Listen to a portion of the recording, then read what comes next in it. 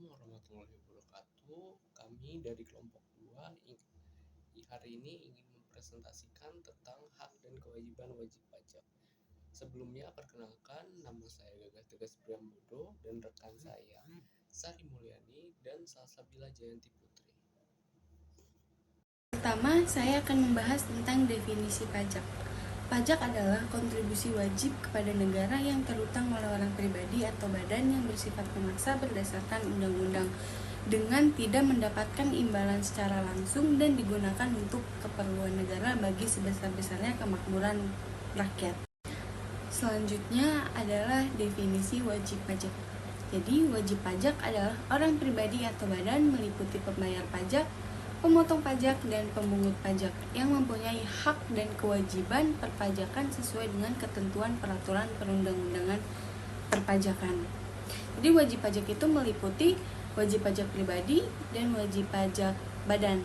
Nah, wajib pajak pribadi ini adalah individu atau perorangan yang telah memenuhi syarat tertentu sesuai dengan peraturan perpajakan. Nah, sedangkan wajib pajak badan adalah seluruh usaha di Indonesia yang berbentuk perusahaan terbatas atau PT, perusahaan firma, dan perseroan komanditer atau CV yang memiliki nomor pokok wajib pajak atau yang biasa disebut dengan NPWP yang memiliki kewajiban untuk membayar pajak. Selanjutnya kita akan membahas APBN tahun 2023. Jadi, APBN 2023 adalah rencana keuangan pemerintahan negara Republik Indonesia yang disetujui oleh Dewan Perwakilan Rakyat atau DPR untuk tahun 2023. Di sini tertera defisit anggaran dan pembiayaan anggaran sebesar 598,2 triliun.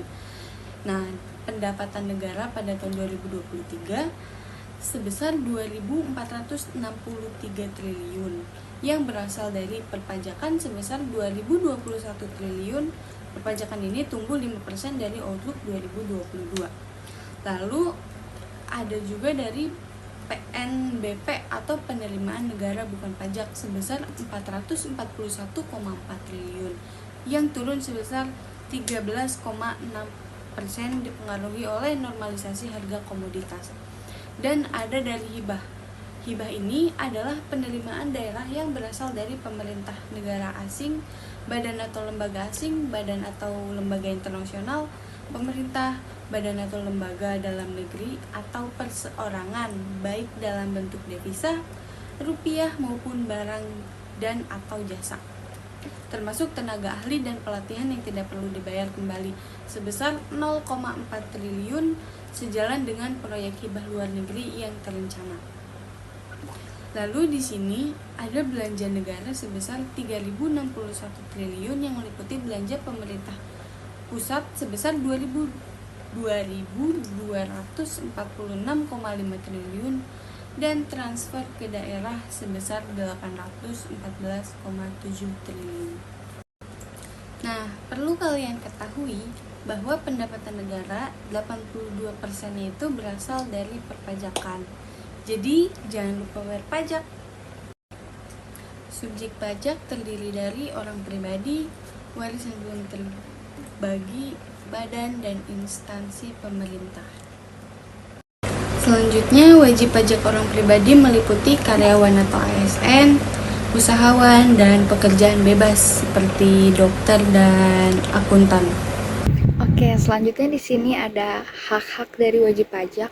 Yang pertama ada kelebihan pembayaran pajak, kerahasiaan wajib pajak, permohonan pengangsuran atau penundaan pembayaran pajak, penundaan pelaporan surat pemberitahuan atau SPT tahunan, pengangsuran PPh pasal 25, pembebasan pajak, mengajukan keberatan banding, peninjauan kembali, pengembalian pendahuluan kelebihan pembayaran pajak, mendapatkan pajak ditanggung pemerintah, dan serta mendapatkan insentif perpajakan.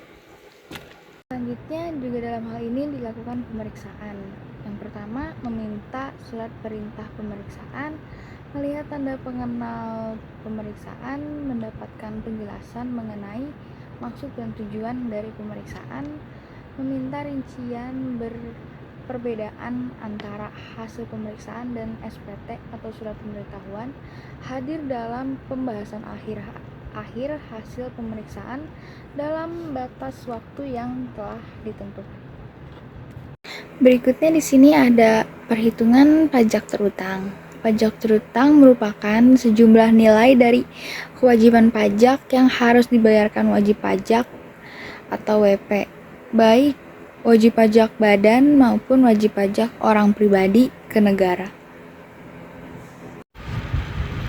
Kemudian apa aja sih yang termasuk ke dalam pajak terutang? Jadi berdasarkan peraturan perundang-undangan yang menjadi dasar hukumnya, pajak terutang terdapat dalam pajak penghasilan atau PPH, pajak pertambahan nilai atau PPN, dan pajak penjualan atas barang mewah atau PPNBM, yang masing-masingnya memiliki penjabaran.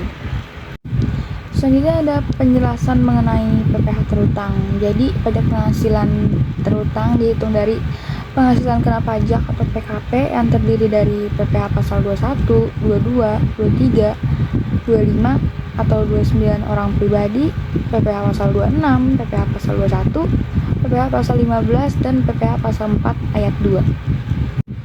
Selanjutnya juga ada PPN dan PPNBM terutang.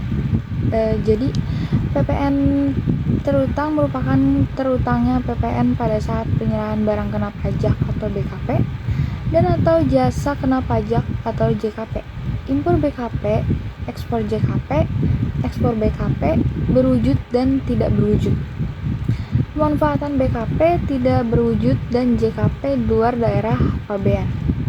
Terutangnya PPN ini ialah pada saat pembayaran transaksi yang dikenakan PPN tersebut. Juga ada PPNBM terutang. Serupa dengan PPN terutang, PPNBM terutang adalah terutangnya PPNBM pada saat penyerahan SKP dan atau JKP, impor BKP, ekspor JKP, ekspor BKP, terwujud dan tidak terwujud, pemanfaatan BKP tidak terwujud, dan JKP di luar daerah pabean. Terutangnya PPNBM juga pada saat pembayaran transaksi yang dikenakan PPNBM tersebut. Jadi, menghitung pajak terutang ini termasuk ke dalam beberapa pasal, yaitu di antara lain PPH pasal 23 atau 26, PPH pasal 25 atau 29, PPH pasal 21, PPH pasal 4 ayat 2, PP nomor 23 tahun 2018 atau PP 55 tahun 2022, dan serta PPN. Dan menghitung pajak terutang ini yaitu dengan cara tarif pajak dikali DPP atau dasar pengenaan pajak. Selanjutnya juga di sini ada mekanisme pembayaran pajak. Yang pertama yaitu membuat nomor pokok wajib pajak atau yang disebut dengan NPWP. Terus kemudian menghitung jumlah pajak yang harus dibayar dan dilaporkan dengan surat pemberitahuan atau yang disebut juga dengan SPT ke kantor pelayanan pajak, mengisi surat setoran pajak, menyerahkan dokumen surat setoran pajak ke bank yang ditujukan oleh pemerintah. Selanjutnya ada mekanisme pembayaran pajak, yaitu yang pertama dengan cara membayar sendiri, kedua melalui pemotongan atau pemungutan pihak lain, dan yang ketiga membayar PPN kepada pihak penjual atau pemberi jasa atau pihak yang ditujukan oleh pemerintah. Selanjutnya wajib pajak juga dapat melakukan cara pembayaran pajak melalui beberapa transaksi, yaitu dengan membuat ID billing melalui website djponline.pajak.go.id. Terus yang kedua bisa datang ke KPP untuk dicetakkan ID billing. Terus kemudian melalui penyedia jasa aplikasi perpajakan. Selanjutnya juga ada dengan menggunakan kirim SMS, WhatsApp atau aplikasi Telegram. Kemudian juga bisa dilakukan melalui teller bank persepsi, juga bisa melalui kantor pos, ATM, e-banking, atau SMS banking, serta bisa juga melakukan pembayaran pajak melalui mesin EDC. Jadi ID billing pajak itu apa sih? ID billing pajak biasa disebut dengan kode billing, merupakan kode verifikasi yang diterbitkan untuk melalui sistem e-billing atau suatu jenis pembayaran atau setoran yang dilakukan oleh wajib pajak. E-billing dan pajak pay online hadir untuk mempermudah pembayaran pajak agar bisa dibayarkan secara tepat waktu. Selanjutnya juga di sini ada kewajiban pelaporan surat pemberitahuan, dan ini tuh dibagi jadi dua. Yang pertama ada SPT tahunan. SPT tahunan merupakan laporan pajak yang disampaikan 1 tahun sekali atau yang disebut juga dengan tahunan, baik oleh wajib pajak badan maupun wajib pajak pribadi, yang berhubungan dengan perhitungan dan pembayaran pajak penghasilan, objek pajak penghasilan, dan atau bukan objek pajak penghasilan, dan atau harta dan kewajiban sesuai dengan peraturan pajak untuk 1 tahun pajak atau bagian dari tahun pajak.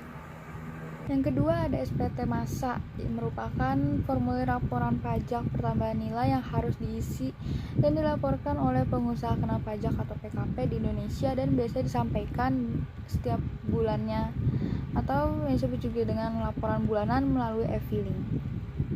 Berikut juga ada SPT tahunan orang pribadi, adalah laporan pajak tahunan yang digunakan oleh wajib pajak orang pribadi atau yang disebut dengan WPOP di Indonesia untuk melaporkan pendapatan yang diperoleh selama tahun pajak. Dan juga ini dibagi menjadi 3 jenis.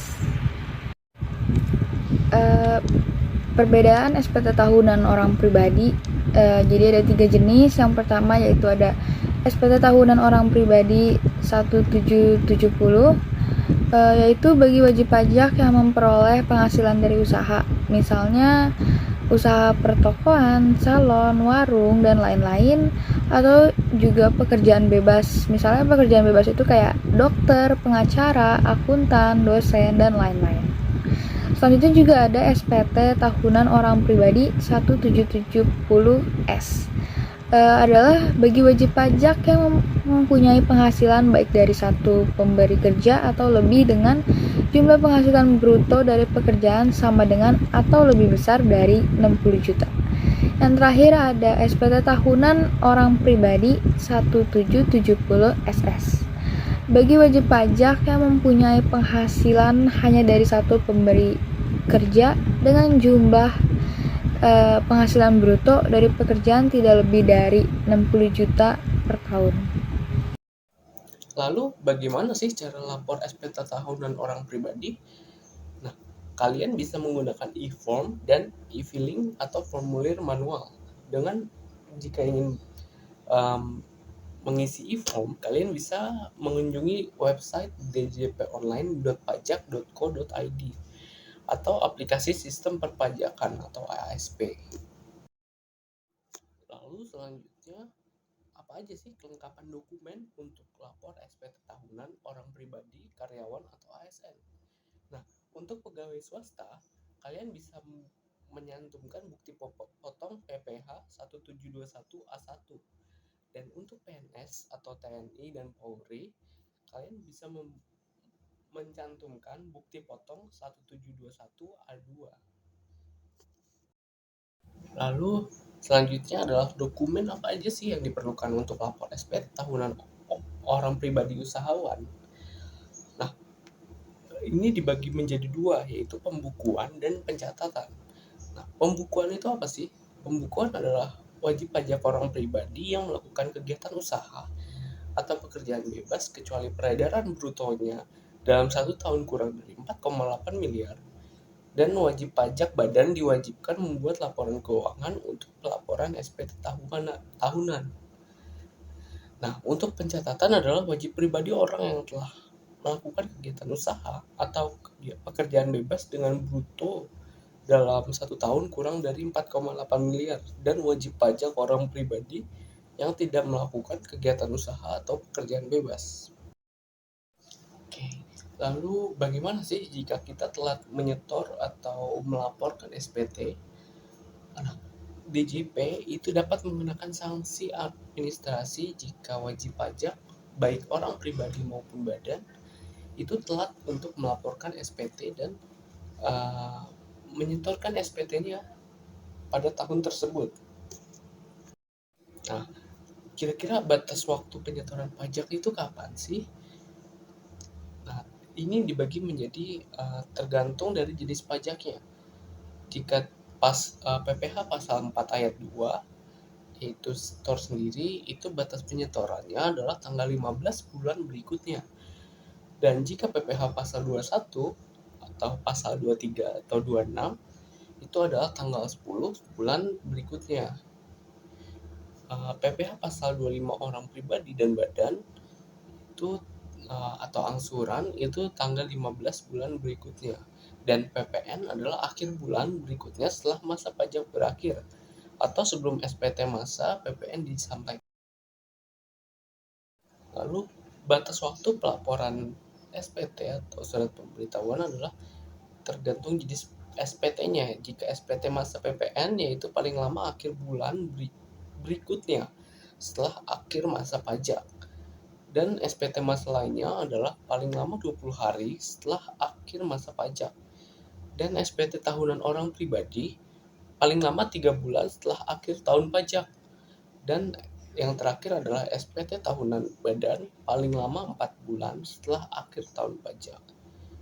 Lalu apa aja sih sanksi administrasinya? Nah, ada dibagi dua, yaitu berupa denda dan berupa bunga.